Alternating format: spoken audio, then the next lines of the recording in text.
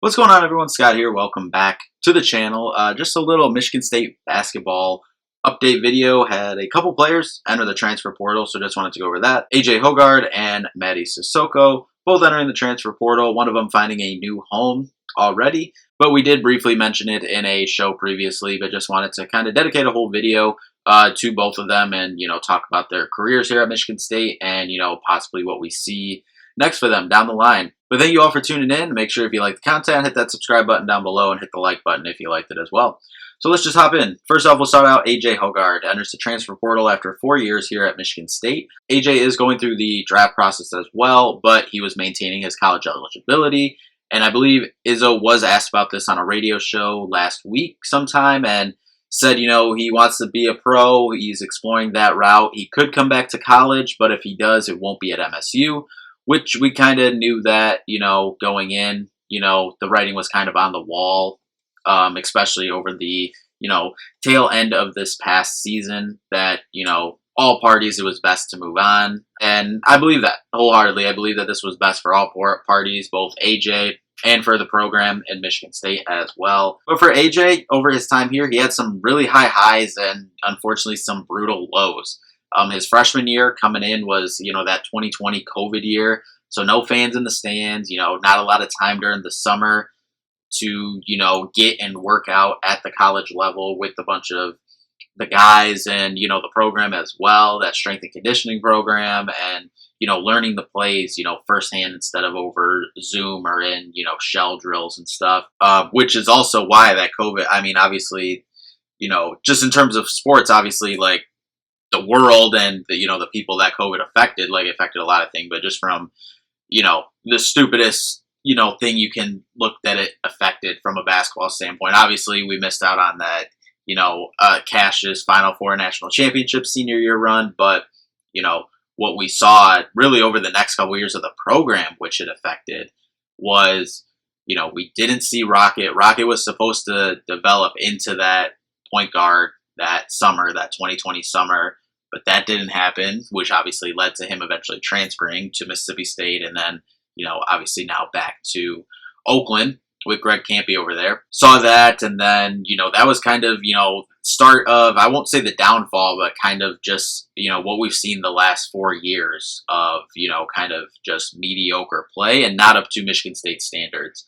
And AJ came in right in the thick of that, right at the beginning. Wasn't put in the best situation to start his career out here. He wasn't starting, though. They were still trying the Rocket Foster tandem there at point guard, handling the ball. And then that next year, when they were like, oh, we need a point guard, and after Rocket and Foster both transferred out, they went and brought in Tyson Walker, who they were going to use as a point guard, and they were for a little bit, but then they realized how valuable he can be off the ball, and, AJ took some steps and eventually, started starting in his sophomore year and eventually was a full-time starter most of his sophomore year and then obviously all of junior year and senior year.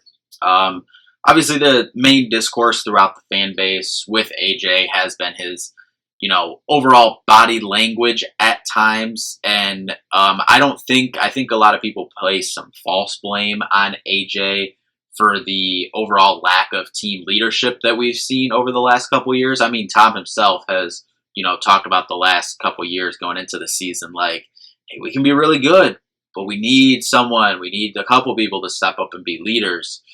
And, not saying no one stepped up to be leaders. I believe at times, especially last year, I think Malik stepped up to be a leader, throughout this last couple of years, really since Aaron Henry left, when he dragged that 2020 team to the tournament. I think at times certain players have stepped up and have been a leader. Gabe Brown, the 2022 year, I think he stepped up and was a leader. That 2023 Sweet 16 run, I think that was kind of a group, collective effort that got them there. I think, Joey was kind of that silent leader, Tyson, Malik as well, AJ too. I mean, let's just face it. We don't make that Sweet 16 run without AJ Hoggard. He had some amazing games in that tournament run. But I think the fan base, unfortunately, like, when you're the point guard, it's like when you're the quarterback. If your team plays bad or your team doesn't live up to standards, then you're the one that gets blamed. And, when there's lack of leadership, and Tom is saying lack of leadership, unfortunately, everyone just looks at the point guard. And like I said, some of it is probably warranted about the body language and some other stuff, just as a fan that you can see from, the television or the stands. Obviously, we don't know what goes on behind the walls and in practice, but, so some of that, yes, okay, I think is, fair to place some blame on AJ's lap. But then I don't think it's all on him as well. It's on the other guys that are in that locker room. Someone else needs to step up, or, that's also on coaching too. And Izzo will be the first to tell you that he's got to do a better job of, getting guys ready and putting them in the best positions to lead. But then at the end of the day, I am kind of with the fan base on this. At the end of the day, it's the players that got to step up and lead. But unfortunately, that was a common theme that the fan base got on AJ for. But overall, I think his high moments were really high. The Kansas State game, even though we lost that game in the Sweet 16 run, the Marquette game was big. Illinois game this year was huge. Really stepped up versus Penn State last year. Played really well in his home state. This year against Penn State too as well. He had, I don't remember the stats off the top of my head, but he had a good game as well back in his home state there. But overall, I'll miss AJ. I think he was a very misunderstood and player who got a majority of the blame for a program that's used to competing for Final Fours every year that unfortunately has, not seen a Final Four since 2019 and, has been in the middle of the pack of the Big Ten for the last 4 years now. That's not all on one player, and I'm not putting that all on one player. I'll remember him for the good games. Marquette, Penn State games, as I said, Illinois this year specifically. That was, like I said before, that was probably the best game in the Brez this year. And he showed up and showed out all game. So I'm going to remember him for that. He's a great person as well, off the court from all accounts, everything you hear. Numbers-wise, his career average, he averaged 9, 3, and 5. His best year was his junior year last year, 13, 4, and 6 assists there. As I said, that junior year, the end of the year especially, was special. That tourney run, we don't make that run without him. But it's on to the next chapter for AJ. Always be rooting for him. Where does he land? I don't know. I still think major college basketball, a senior point guard who has played his whole career basically all 4 years and started for a majority of 3 of those 4 years. I hope he lands in a good situation, and he'll really help a team next year looking for a senior point guard. Then also, Mady Sissoko, same recruiting class as AJ Hoggard, has also transferred as well. We talked about that, obviously, briefly before, but it's been an up-and-down career for Mady, and he is, in my opinion, without a doubt, the absolute best just human being to ever come through this Michigan State basketball program.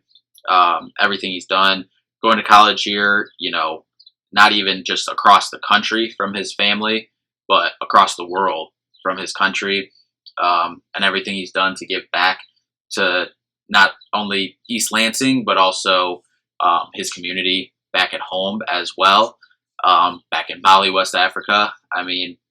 Just what he's done, off the court will supersede anything that he's done on the court, just because it's just absolutely incredible to see what he's been able to do for his community back home. But just talking about on the court, he could just never consistently get it going, specifically on the offensive end. We saw some amazing flashes defensively.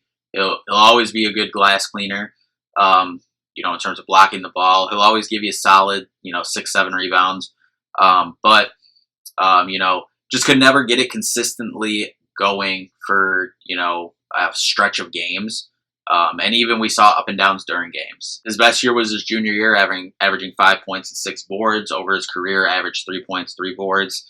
But it was clear really at the end of this past year that they were going to go a different direction with his playing time, how it had dipped. So we saw more Book at the 5, and we saw more Coop and Jax once Jax, was getting back into rhythm from being out with that injury first half of the year. So I guess, it was kind of writing on the wall for both of these guys, and AJ and Mady, that, it was in the best interest of everyone involved to move on, whether that's, pro route, either, NBA or, overseas route, or if it was to transfer in college to a, different situation. And literally just minutes before recording this here on Monday, Mady posted on his Instagram that he committed to Cal. So that's awesome news for him, rooting for him. He's had some obviously good games out there in California. The aircraft carrier game out there. So maybe he can replicate that over at Cal. Now, if you don't know a lot about Cal basketball, we'll just brief little minute or two right here.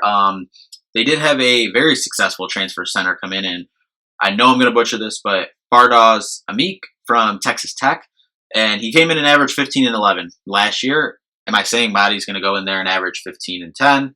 No, I'm not. But Mady, I presume, will be competing for starting minutes there with sophomore next year. Devin Curtis was a freshman this year who played in 16 games, but looks like mainly mop-up duty, didn't average over, one in any, statistical category. So it looked like mainly mop-up duty there for Devin Curtis there. But I'd give the edge to Mady right now, given his, obviously experience starting at a high major level in the Big Ten at Michigan State University, and coming in with that experience. So I'd give the edge right now to Mady, unless I try to find this. I couldn't find anything if Bardoz is coming back. I don't know. Does he have eligibility left? I don't know. I'm sure you could probably get Tyler Hansbrough to find another year of eligibility. That's how messed up the NCAA eligibility rules are right now. But hopefully we're coming to the end of all that nonsense. But so I don't know. If Bardoz is coming back, obviously I see Mady as, that first center off the bench as of right now.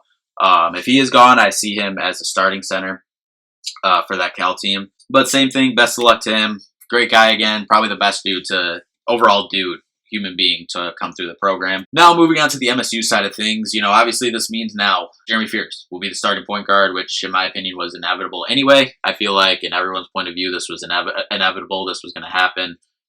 He's getting the keys next year. Trey will probably stay as the backup and slide and play the 2 as well.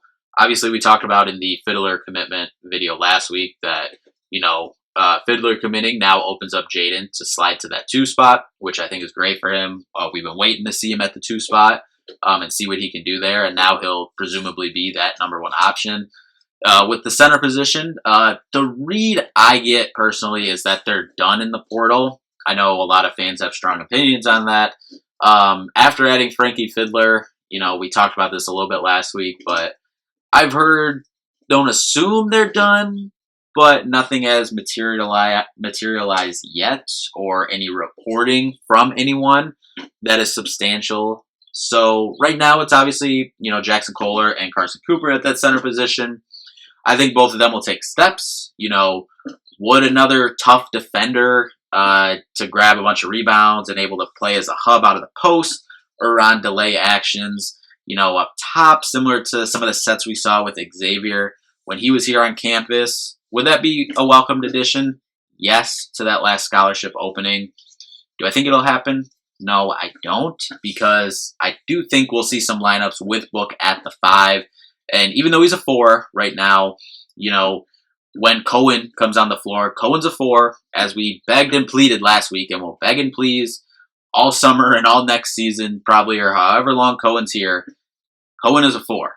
So when Cohen comes in off the bench next year, you hope that we can see Book in longer strands of minutes, and would love to see Coop and Cohen play together, slide Book up to that 5, and Cohen slide him in there right at that 4 spot.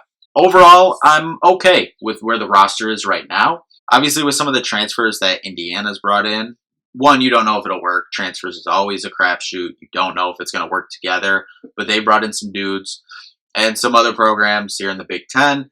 I think Michigan State's right in that mix again to be in that top 4 or 5 in the conference. And if things go right, if Jaden's everything we thought he can be at that 2 spot and as a number 1 option, then they can compete for the Big Ten. If Fiddler can fill in nicely and, give you, as I talked about, that 12 to 14 points, at that 3 spot, and the young guys, the soon-to-be sophomores, and Jeremy and Book and Cohen and Gehrig off the bench, if they can come in and provide a nice spark and take the steps that we expect them to take, then, I think this team can compete that top 2 to 3 spots in the conference. And, if a couple things roll their way, especially if it isn't a home run from Indiana and they don't, if all the transfers don't hit, which none of the transfers always all hit, then I think it's a wide open conference next year that Michigan State, if everything rolls their way, and the guys take the necessary steps that they need to,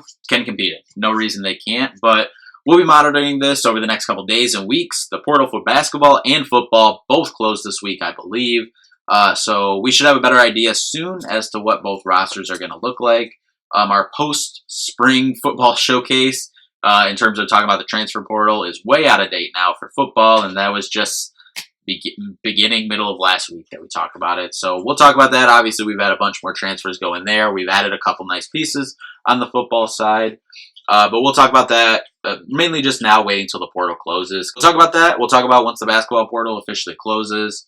Obviously, if Michigan State adds anyone else, we'll talk about that. If not, we'll, gear up for the summer. Gear up for Moneyball coming up 2 months, I believe. Coming up soon. We'll get ready for that. Talk about football as well. Everything that we've got from the transfer portal, everyone that we've lost in the transfer portal. But anyway, thank you all so much for watching. We'll see you in the next one. Peace out and go green.